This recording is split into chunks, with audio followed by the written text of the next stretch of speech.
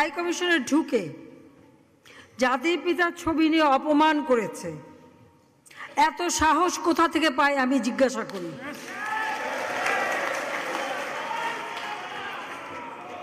আমি জানি না আমাদের হাই কমিশনে এখন কারা বসেছিল এবং তারা সেখানে কিছুই করতে পারলো না কেন, সেটাও বড় প্রশ্ন।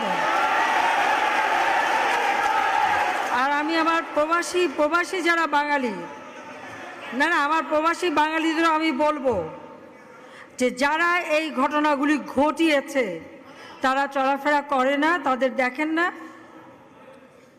যে হাত দিয়ে জাতির পিতার ওই ছবি নিয়ে তারা ভেঙেছে, তাদের যা উপযুক্ত করা উচিত সেটা করতে হবে। কারণ জাতির পিতার নাম মুছে ফেলার চেষ্টা করা হয়েছিল, তো তারিখ যেহেতু দূরের কথা, ওর বাপ তো চেষ্টা করেছিল এই নাম মুছতে, ওর বাপও চেষ্টা করেছে, মাও চেষ্টা করেছে। তারা কি পেরেছে নাম মুছতে? পারে নাই। ইতিহাস কখনো কেউ চাপা দিতে পারে না। আর জাতির পিতা তার 7 মার্চে ভাষণে বলে গেছে যে বাঙালিকে কেউ দাবায় রাখতে পারবে না, পারে নাই দাবায় রাখতে। তা আজকে এত বড় দুঃসাহস হয়ে যায়।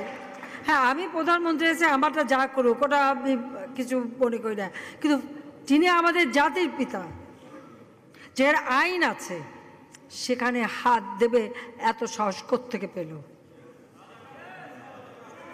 তারেক যে ভুলে